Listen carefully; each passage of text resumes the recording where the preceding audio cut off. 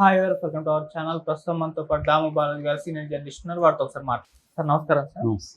Sir, Mumbai నటి జత్వాని వేధింపుల కేసులో రీసెంట్ గా ఒక కీలక పరిణామం చోటు చేసుకుంది. ఐపీఎస్ అధికారి సీతారామాంజనేయులు అరెస్ట్ అవ్వడం జరిగింది సార్. అయితే ఇతను ఇప్పుడు చాలా విచిత్రంగా బిహేవ్ చేస్తున్నారు అంటున్నారు. అంటే ముందస్తు బెయిల్కి వెళ్ళలేదు, బెయిల్ అప్లై చేసుకోలేదు, జైలుకి వెళ్ళిన తర్వాత జైల్లో కూడా పూజలు చేస్తున్నట్టుగా బయటకైతే వార్తలు వస్తున్నాయి. ఇతను ఈ విధంగా ఎందుకు విచిత్రంగా బిహేవ్ చేస్తున్నారు? దీనికి ఏమైనా కారణం ఉందా సార్? అంటే పోలీసులు ఎక్కువగా ముఖ్యంగా క్రిమినల్ తో డీల్ చేసే పోలీసులు, ఇటు మావోయిస్టులు నక్సలైట్లతో కానీ లేకపోతే క్రిమినల్ గ్యాంగ్స్తో కానీ డీల్ చేసే పోలీసులు ఎక్కువగా వైలెన్స్కి అలవాటు అవుతారు. వీళ్ళు వాళ్ళని తీసుకొచ్చి టార్చర్ చేయడం కావచ్చు, చిత్రహింసలు పెట్టడం, దాంతోపాటు అక్రమంగా చంపడం, ఫేక్ ఎన్కౌంటర్లు చంపడం, ఇదంతా వాళ్ళకి మెంటల్గా కూడా చాలా స్ట్రెయిన్ క్రియేట్ అవుతుంది. సో దాన్ని ఎలా డీల్ చేస్తాడు అనేది ఒక సైకలాజికల్ ఆస్పెక్ట్. మామూలుగా వెస్ట్రన్ కంట్రీస్లో అయితే వీళ్ళు సైకలాజికల్గా కౌన్సిలింగ్ తీసుకుంటారు. ప్రతి పోలీస్ డిపార్ట్మెంట్లో ఒక సైకాలజిస్ట్ని కూడా పెడతారనమాట. మనం చాలా హాలీవుడ్ సినిమాల్లో, వెబ్ సిరీస్లో ఈ సైకాలజిస్టులతో చూస్తుంటాం. వాళ్ళు వీళ్ళకి కౌన్సిలింగ్లు ఇచ్చి దాన్ని ఆ పెయిన్ ఏదైతే ఉంటుందో క్రైమ్తో డీల్ చేయడం వల్ల వచ్చే టెన్షను, పెయిన్, డిప్రెషను అవన్నీ ఉంటాయి కదా, దాన్ని వీళ్ళు తగ్గించడానికి సైకాలజిస్టులు ట్రై చేస్తుంటారు. ఇక్కడ వేరు అనమాట. ఇతన్ని ఒక ఇంట్రెస్టింగ్ పోలీస్ ఆఫీసర్ అయిన పిఎస్ఆర్ ఆంజనేయులు అంటారు. ఈయన్ని పి సీతారామాంజనేయులు పూర్తి పేరు. ఈయన ప్రజెంట్ జైల్లో ఉన్నాడు, విజయవాడ డిస్ట్రిక్ట్ జైల్లో ఉన్నాడు ఆయన. ఈయన ఇప్పుడు వార్తల్లో ఎక్కడానికి ప్రధాన కారణం ఏంటంటే ఈయన 2 కేసుల్లో ముద్దాయిగా ఉన్నాడు. ఒకటేమో రఘురామకృష్ణరాజుని టార్చర్ పెట్టిన కేసుల్లో ఈయన A2గా ఉన్నాడు, అక్యూజ్ నెంబర్ 2గా ఉన్నాడు. ఇక్కడ దాంట్లో ఇంకా ఈయన అరెస్ట్ చేయలేదు. ఇది కాదంబరి జత్వాని, మనకు తెలుసు, మనం అనేకసార్లు చెప్పుకున్నాం. Kadambari Jethwani Mumbai based heroine. ఆమె గతంలో వైసీపీ అధికారం ఉన్నప్పుడు ఆమె ఒక అతన్ని అక్కడ జిందాల్ అనే అతన్ని సజ్జన్ జిందాల్ని మోసం చేసింది. ఆ సజ్జన్ జిందాల్ జగన్కి చెప్పాడు ఈమె మీద కేసు పెట్టమని. సో జగన్ ఆమె మీద ఒక కేసు పెట్టి ఆమెను వాళ్ళ అమ్మా నాన్నను తీసుకొచ్చి 40 రోజులు జైల్లో ఉంచారు, టార్చర్ పెట్టారు అనేది కంప్లైంట్. అందరికి కూడా ఆశ్చర్యం ఏమంటే ఆయన Sajjan Jindal one of the top richest పర్సన్లో ఒకడు దేశంలో. అట్లాంటి వాడు జగన్ ఎందుకు అడిగాడు? మహారాష్ట్రలో పెట్టించుండొచ్చు కదా. అవన్నీ మరి జగన్కి ఆయనకి ఏం సంబంధం ఉందని తెలియదు. ఏదేమైనా జగన్ పెట్టించాడు. జగన్ దాన్ని రామాంజనేయులకు అప్పగించాడు. రామాంజనేయులు తర్వాత విశాల్ గున్ని, క్రాంతి రాణా టాటా ఎవరంటే విజయవాడ కమిషనర్గా ఉన్నాడు, కమిషనర్ ఆఫ్ పోలీస్, సిపిగా ఉన్నాడు ఆ టైంలో. విశాల్ గున్ని ఏమో డిప్యూటీ కమిషనర్గా ఉన్నాడు. సో వీళ్ళకి అప్పగించారు. అంటే ఈయనేమో సీతారామాంజనేయులేమో ఆ టైంలో ఇంటెలిజెన్స్ ఐజీగా ఉన్నాడు. డీజీ అంటారు, director general of intelligence, SIB. So ఇంటెలిజెన్స్కి ఆయన డీజీగా ఉంటున్నాడు. ఆయనకి అప్పగిస్తే ఆయన కమిషనర్తో మాట్లాడి ఈ ఇబ్రహీంపట్నంలో ల్యాండ్ కోసము కుక్కల విద్యాసాగర్ అని అతన్ని ట్రాప్ చేసి అతని దగ్గర ఫోర్జరీ చేసి రాయించుకున్నది అనేది కేసు పెట్టారు. కేసు పెట్టి అమ్మాయిని తీసుకొచ్చి జైలు వేశారు. ఈ క్రమంలో వీళ్ళు ప్రొసీజర్ని ఫాలో కావాలి. మామూలుగా స్టాండర్డ్ ఆపరేటింగ్ ప్రొసీజర్ అని ఉంటుంది, ఎస్ఓపి అంటారు. ఈ స్టాండర్డ్ ఆపరేటింగ్ ప్రొసీజర్ని వీళ్ళు ఫాలో కాలేదు. ఎఫ్ఐఆర్ పెట్టకముందే ఫ్లైట్లో అక్కడికి వెళ్ళిపోవడం, ఇంటర్స్టేట్ ట్రావెల్కి పర్మిషన్ తీసుకోవాలి. దాన్ని వాళ్ళు పోలీస్ భాషలో పాస్పోర్ట్ అంటారు.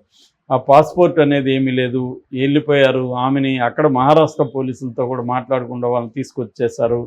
Proper procedure operating procedure follow కాకుండా ఆమెని ఇబ్బంది పెట్టి ఒక ప్రైవేట్ గెస్ట్ హౌస్లో టార్చర్ పెట్టి చేశారనేది ఇప్పుడు అభియోగం. సో మిగతా క్రాంతి రాణా టాటా, విశాల్ గున్ని, సీతారామాంజనేయులు, ఆ ఇబ్రహీంపట్నం సంబంధించిన ఏసీపీ హనుమంతరావు, సిఐ సత్యనారాయణ, వీళ్ళు ప్రధానంగా కుక్కల విద్యాసాగర్. సో వీళ్ళు ప్రధానంగా దీంట్లో ముద్దాయిలు. ఆల్రెడీ కుక్కల విద్యాసాగర్ అరెస్ట్ అయ్యాడు, బెయిల్ మీద బయటకు వచ్చాడు. క్రాంతి రాణా టాటా, విశాల్ గున్ని ముందస్తు బెయిల్ తెచ్చుకున్నారు. కానీ ఈయన మాత్రం బెయిల్ తెచ్చుకోవాలి. ఈ కేసులో ఇన్వాల్వ్ అయిన వాళ్ళందరూ బెయిల్ తెచ్చుకున్నారు. ఈయన అసలు బెయిల్కి అప్లైయే చేయలే. ఎందుకు చేయలేదు అనేది ఒక విచిత్రం. రెండోది మొన్న అరెస్ట్ అయ్యాడు. అరెస్ట్ అయినాకన్నా కోర్టులో అడ్వకేట్ని పెట్టుకోవచ్చు కదా, పెట్టుకోలేదు. ఈయన వాదించాడు. పోనీ అరెస్ట్ అయినా కన్నా బెయిల్ అప్లై చేయాలి కదా, అప్లై చేయలే. అందుకని విచిత్రంగా అనిపిస్తుంది ఈయన కేసు.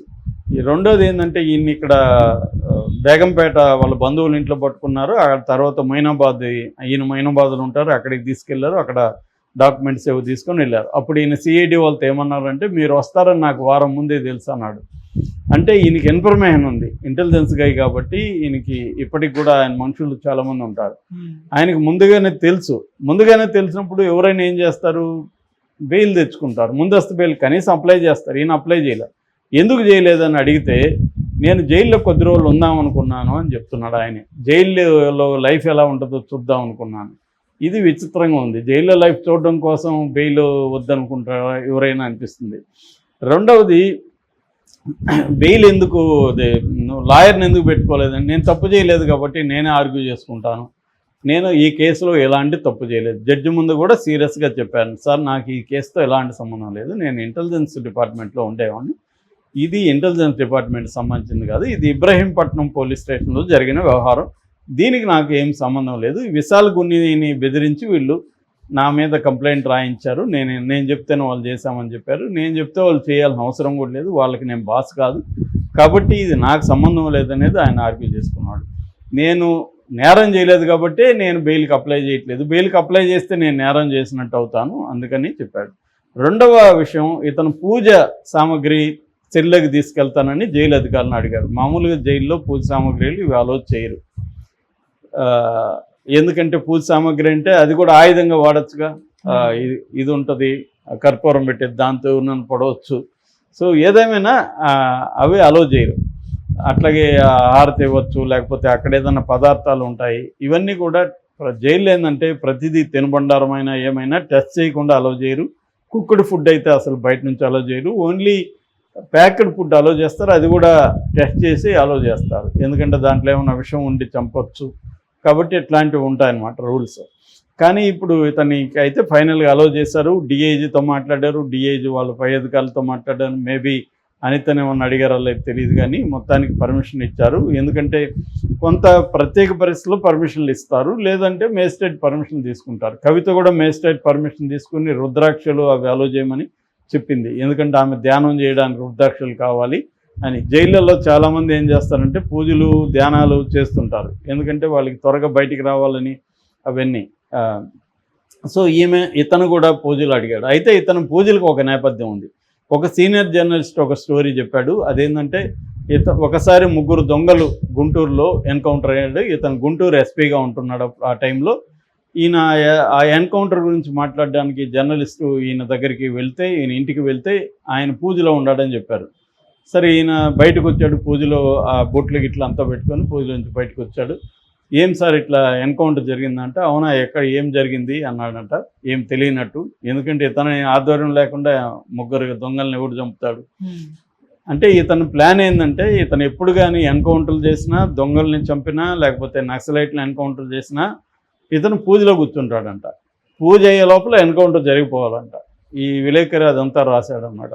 అంటే ఇతనికి ముందు నుంచి కూడా ఏముందంటే ఒక భయం ఉంది, భక్తి ఉంది, క్రైమ్ చేయాలి. అతనికి తెలిసి ఇది హత్య లాంటిది, ఇతను నిర్ణయం తీసుకుంటే హత్య కదా. ఒక్కోసారి ఏంటంటే పోలీసులు కూడా వాళ్ళ సొంత నిర్ణయాలు తీసుకోరు, వాళ్ళ పొలిటికల్ బాసెస్ చెప్పింది వీళ్ళు చేయాలి. చెప్తున్నప్పుడు తాము చూస్తూ కొంతమందిని చంపాలి. సో చంపడం అంటే తాము హత్య చేస్తున్నట్టు లెక్క. దీంట్లో ఒక రకమైన గిల్టు, పాపభీతి ఇవన్నీ ఉంటాయి. దీని నుంచి బయటపడడానికి పూజలోకి దిగుతారు భక్తులు. చాలామంది పోలీస్ అధికారులను చూస్తే పూజల్లో విపరీతం ఉంటారు. మనకు ఆ మధ్య గవర్నర్గా పనిచేసిన నరసింహన్ ఒకప్పుడు పోలీస్ ఆఫీసరు, ఆయన తిరగని గుడి లేదు. ప్రతి చిన్న గుడి, మా ఇంటి ముందు అప్పుడు నేను సోమాజిగూడలో చిన్న గుడి ఉండేది, దానికి కూడా వచ్చిపోయాడు ఆయన. ఇంకా తిరుమలకైతే లెక్కలేదు, అంత పాపభీతి అనమాట. చాలామంది క్రైమ్ చేసే పోలీస్ ఆఫీసర్లకి ఈ పాపభీతి ఎక్కువ ఉంటుంది. ఇతనికి కూడా పాపభీతి ఎక్కువ ఉంది. అందుకనే ఈయన ఎన్కౌంటర్లో జరుగుతూ ఉంటే పూజలో ఉంటాడు. పూజ అయ్యే లోపల ఎన్కౌంటర్ జరిగిపోవాలి. అంటే నేను పూజలో ఉన్నాను కాబట్టి నాకు ఈ పాపం అంటదు అన్నట్టుగా. మరి దేవుడు స్పెషల్ ఇదేమన్నా ఇస్తాడేమో ఇలాంటి వాళ్ళకి తెలియదు. సో ఇది ఈయన క్యారెక్టర్ అనమాట. అందువల్ల ఇప్పుడు జైల్లో కూడా పైగా ఈయన హనుమంతుడు భక్తుడు, ఈయన పేరే రామాంజనేయులు కదా. ఉమ్. రాముడు, ఆంజనేయులు, సీత ముగ్గురు కలిపి పేర్లు పెట్టుకున్నాడు ఆయన, సీత రామాంజనేయులు.